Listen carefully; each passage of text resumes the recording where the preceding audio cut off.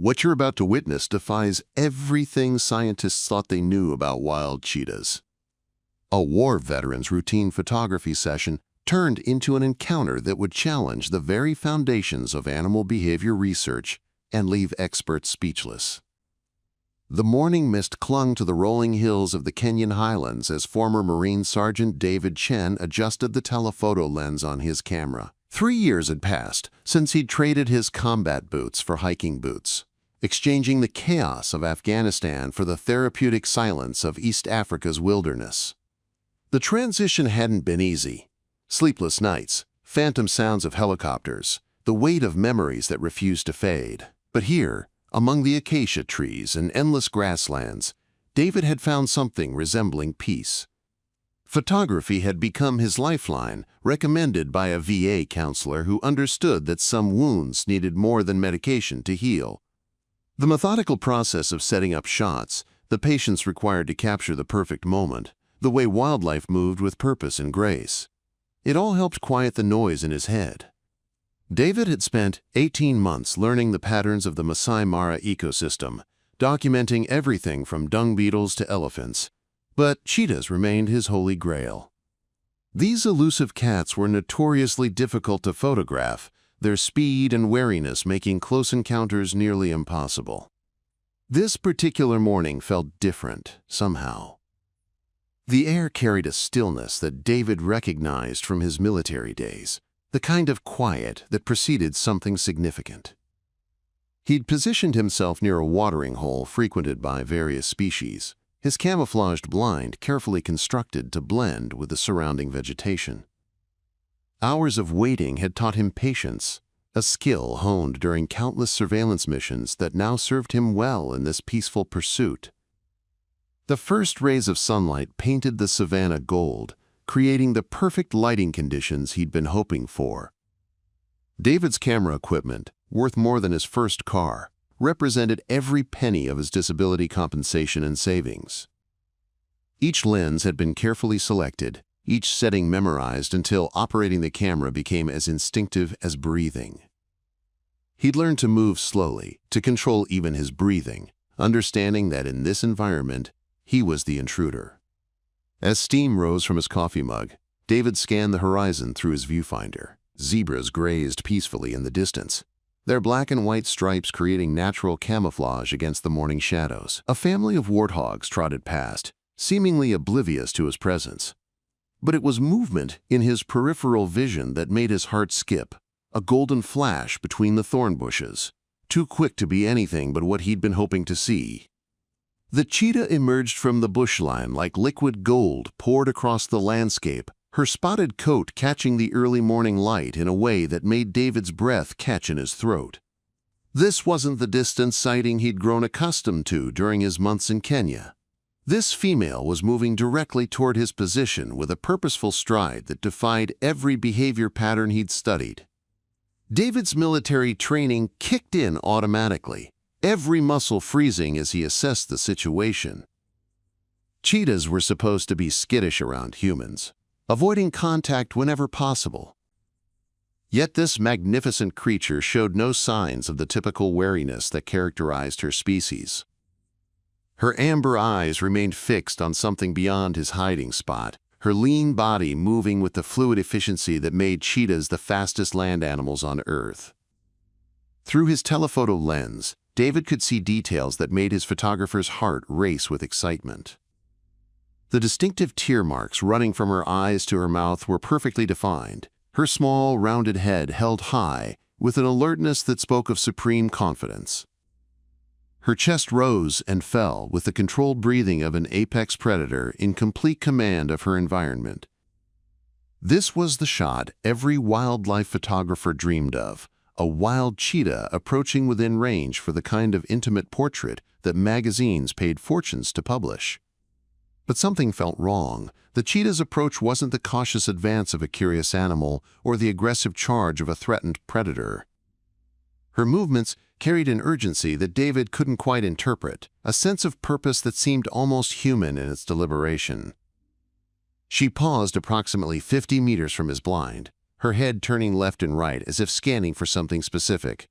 David's finger hovered over the camera's shutter button, torn between capturing this unprecedented moment and the growing realization that he might be witnessing behavior that had never been documented before. His combat experience had taught him to trust his instincts, and every instinct was telling him that this encounter was about to become something extraordinary. The cheetah's ears swiveled forward, pinpointing his exact location despite his careful camouflage. For a moment that seemed to stretch into eternity, predator and human locked eyes across the divide of species and understanding. There was intelligence in that gaze, a depth of communication that transcended the barriers between wild and civilized worlds. Then the cheetah did something that would haunt David's dreams and challenge everything he thought he knew about these incredible creatures. She opened her mouth and made a sound unlike anything in his field guides, not the typical chirp or growl of her species, but something that sounded disturbingly like a call for help. The sound that escaped the cheetah's throat was unlike anything David had encountered in nature documentaries or field research. It wasn't the characteristic bird-like chirp that cheetahs typically use to communicate, nor was it the aggressive snarl of a territorial dispute.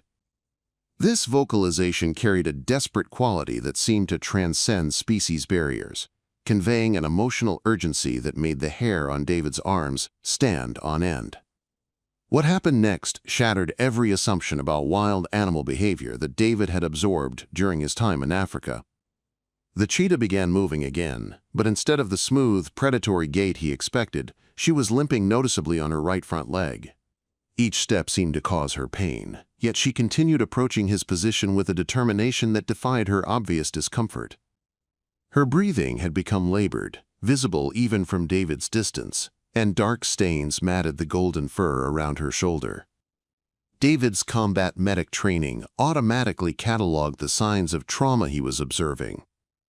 The irregular gait suggested possible bone damage, while the visible blood indicated either a recent attack or accident.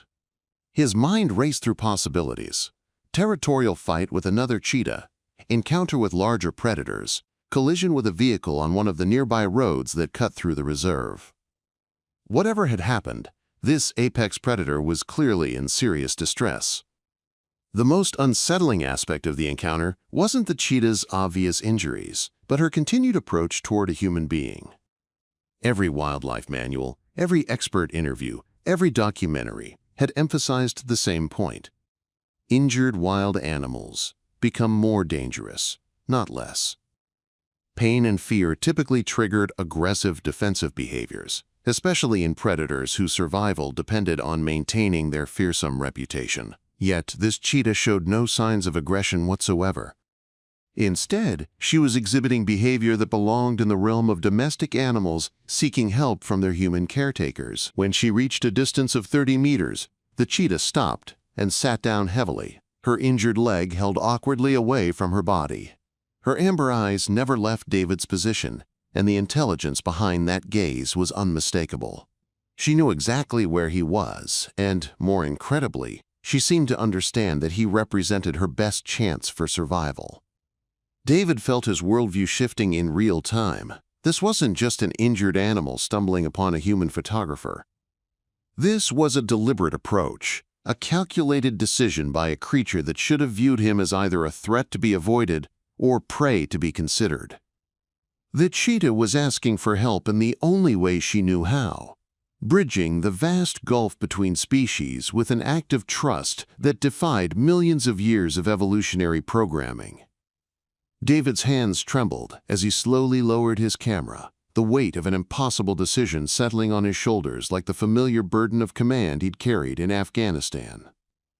Every survival instinct screamed at him to remain hidden, to let nature take its course, to avoid interfering with the brutal calculus of the wild. But the cheetah's unwavering gaze held him captive, those amber eyes reflecting a desperation that cut through every rational argument his mind could construct. Preparing and narrating this type of story took us long efforts and hard work, so if you are enjoying the story, please consider subscribing to our channel. The parallels to his military experience were undeniable and deeply unsettling. He'd seen that same look in the eyes of wounded soldiers who'd placed their lives entirely in his hands, trusting him to make decisions that would determine whether they lived or died. The weight of such trust had nearly broken him more than once, and he'd come to Africa partly to escape the crushing responsibility of holding other lives in his hands. Yet here was that familiar burden, presented by a creature that should have been his natural enemy. His satellite phone felt impossibly heavy as he pulled it from his pack, knowing that making this call would irrevocably change everything. Dr. Sarah Mwangi answered on the second ring, her voice carrying the crisp professionalism of someone accustomed to emergency wildlife situations. As David described what he was witnessing, he could hear the skepticism creeping into her tone. Cheetahs didn't approach humans for help. Cheetahs didn't make calculated decisions about medical intervention. What he was describing simply didn't happen in the real world. But the evidence sat 30 meters away, waiting with the patience of a creature that understood her only option was to trust in the goodness of a species that had spent centuries hunting hers to near extinction. The cheetah's breathing had become more labored during their conversation, her head drooping with exhaustion that suggested internal injuries beyond the obvious external trauma. Time was running out, and David realized that his moment of choice had arrived. The decision crystallized with the same clarity he'd experienced during his most critical combat moments. Fear and logic melted away, replaced by the simple recognition that a life hung in the balance and he possessed the skills to help. David began moving slowly from his concealed position, each step measured and deliberate. The cheetah's ears flicked toward the sound of his movement, but she made no attempt to flee or defend herself. When he emerged fully into the open, standing upright for the first time in hours, the magnitude of what was happening hit him with stunning force. Here he was, a former soldier who'd spent years learning to kill efficiently, facing a predator whose ancestors had perfected the art of hunting long before humans had discovered fire. Yet in this moment, they were simply two wounded creatures, recognizing something essential in each other. The distance between David and the injured cheetah collapsed with each careful step he took across the uneven ground. His combat training had taught him to read body language as a matter of survival, and every signal the cheetah was sending defied his understanding of predator behavior. Her muscles remained relaxed, despite his approach, her tail twitching only slightly in what appeared to be acknowledgement rather than agitation. When he reached 15 meters, she made a soft vocalization that sounded almost like a welcome. David's field medical kit had been a constant companion since his first week in Kenya, a habit born from years of military service where being prepared for casualties was the difference between life and death. His hands moved with practiced efficiency as he assembled what he'd need: sterile gauze, antiseptic solution, emergency antibiotics, and a collapsible water bowl. The cheetah watched these preparations with an attention that suggested she understood their purpose, her breathing shallow but steady. The moment of actual contact arrived with surprising gentleness. David knelt slowly within arm's reach of one of Africa's most formidable predators, extending his hand palm up in a gesture of non-aggression. The cheetah's response shattered every expectation he'd built about wild animal encounters. She leaned forward and briefly touched her nose to his fingers, a greeting that belonged more in the realm of domestic cats than apex predators. Her breath was warm against his skin, carrying the metallic scent of blood mixed with the earthy smell of the savannah. Examining her injuries required a level of trust that David had never imagined possible with a wild animal. The cheetah remained perfectly still as he gently probed the wound on her shoulder, revealing a deep puncture that suggested an encounter with the horn of a larger animal, possibly a buffalo or antelope defending itself. The injury was serious, but not immediately life-threatening if properly treated. More concerning were signs of dehydration and exhaustion that indicated she'd been suffering for some time. Dr. Mwangi's voice crackled through the satellite phone as David described his findings, her disbelief gradually giving way to professional concern. She would be airborne within the hour, bringing proper medical equipment and sedatives, but emphasized that keeping the cheetah stable until her arrival was critical. The next 60 minutes would determine whether this unprecedented encounter ended in triumph or tragedy. Working to clean and dress the wound, David found himself talking softly to the cheetah in the same tone he'd used with injured soldiers.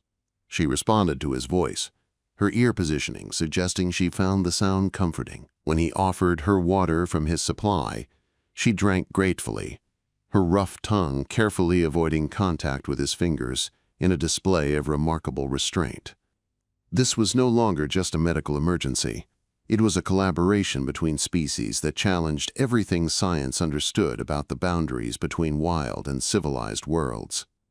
The arrival of Dr. Mwangi's helicopter sent dust clouds swirling across the savannah, the thunderous rotor noise that should have sent every animal fleeing for miles. Yet the cheetah barely lifted her head, her trust in David apparently extending to the loud mechanical intrusion that accompanied his promised help. She remained pressed against his side, finding comfort in the steady rhythm of his breathing and the gentle pressure of his hand on her uninjured flank. Dr. Mwangi emerged from the aircraft with the confident stride of someone who'd spent 2 decades treating Africa's most dangerous wildlife. But even her experienced composure cracked when she witnessed the scene before her. The cheetah's amber eyes tracked the veterinarian's approach with alert intelligence, but she made no move to retreat or defend herself. Instead, she seemed to understand that this new human represented additional help, not threat. The sedation process required a delicate balance between effectiveness and safety. Too little and the cheetah might panic during treatment. Too much could suppress her already compromised respiratory system. Dr. Mwangi's hands moved with surgical precision as she administered the injection, while David maintained physical contact to keep the cheetah calm. The trust this wild predator placed in both humans was so complete that she barely flinched at the needle's insertion. As the sedative took effect, the cheetah's breathing deepened and her muscles gradually relaxed. David found himself studying her face during these quiet moments, noting the scars around her muzzle that told stories of hunts and territorial disputes, the wear patterns on her claws that spoke of countless sprints across rocky terrain. This was a mature female, probably 8 or 9 years old, who had survived numerous challenges that claimed the lives of most of her species.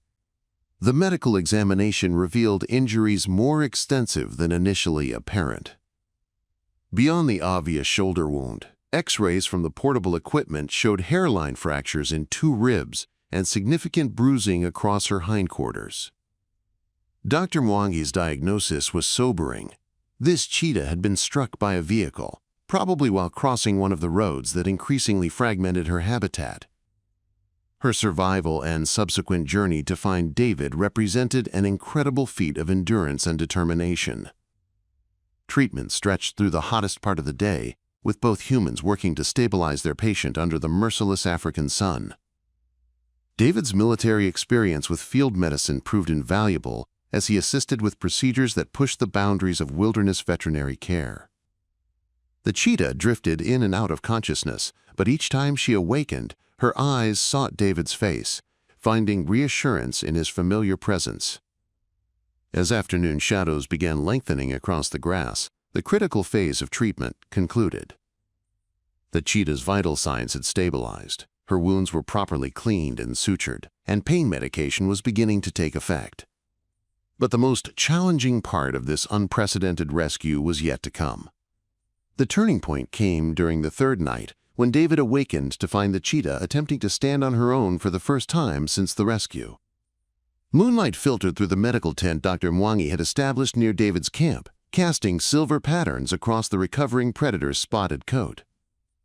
Her movements were tentative and clearly painful, but the determination in her amber eyes spoke of a fighting spirit that refused to surrender to injury.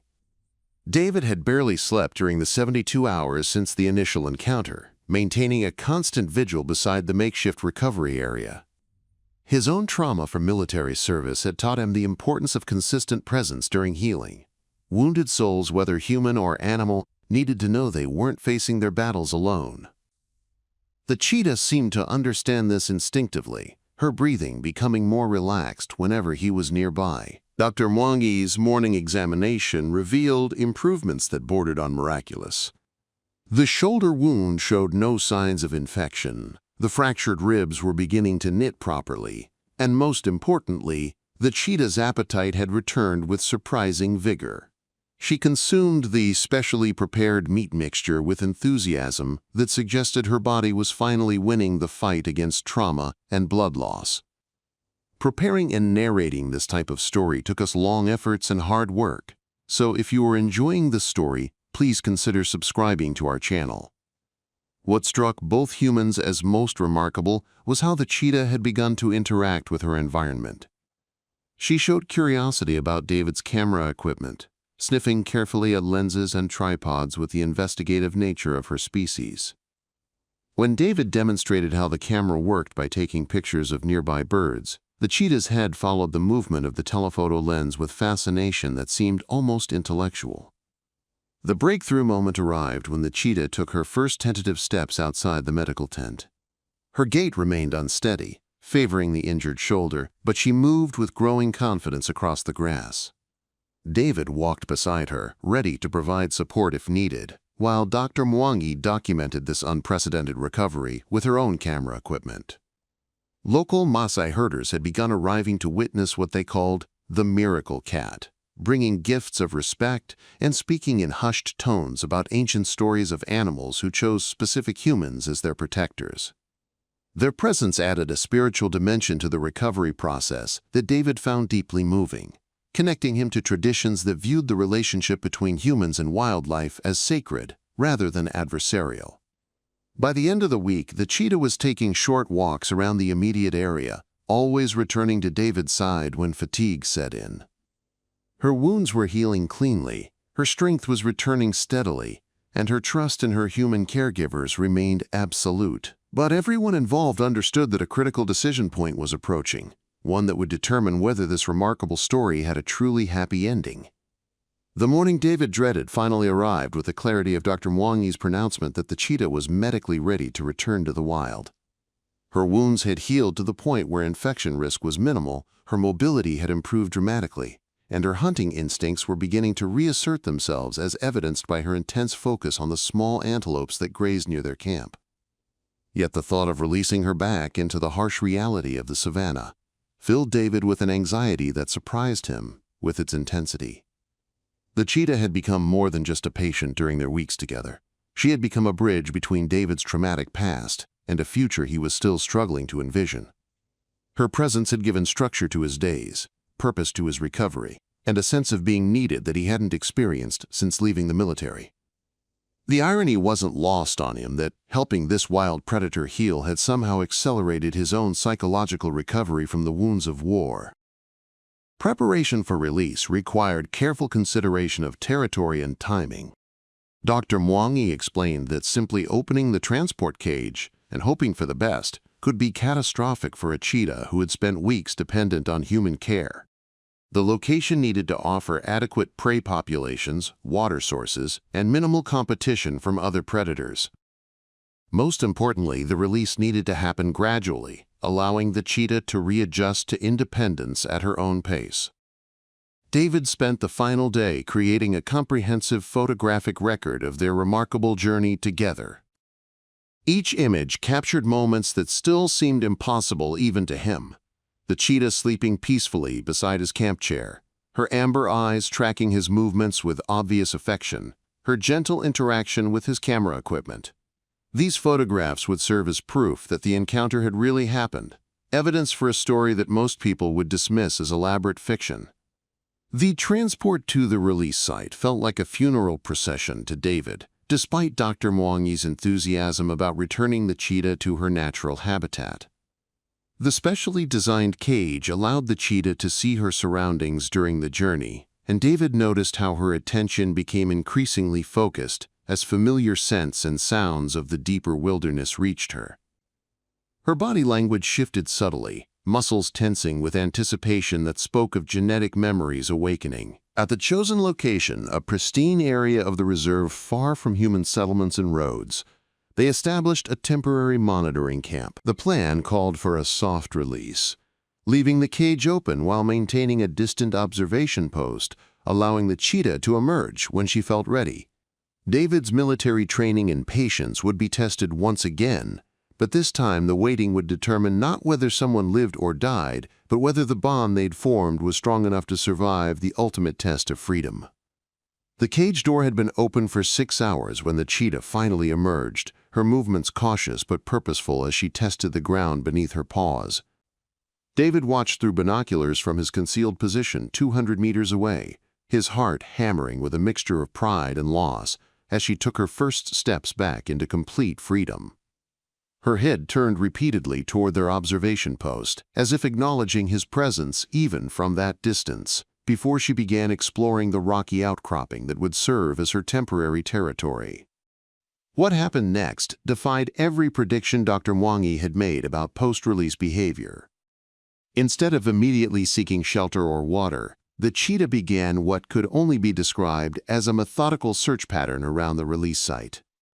She moved in expanding circles, pausing frequently to call out with the same unique vocalization she had used during their first encounter. Her behavior suggested she was looking for something specific, though neither human observer could understand what that might be.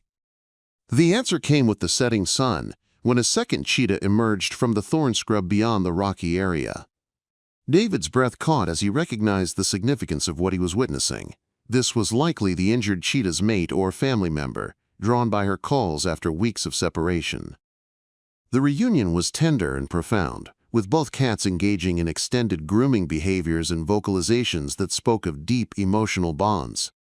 Through his telephoto lens, David captured the moment when the newly arrived cheetah approached the empty transport cage, sniffing carefully at the metal structure before looking directly toward the human observation post.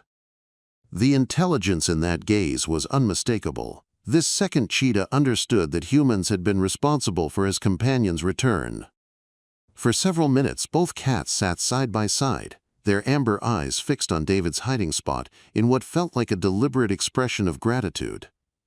As darkness fell across the African landscape, the two cheetahs began moving together across their territory, their movements synchronized with the fluid grace that had made their species legendary.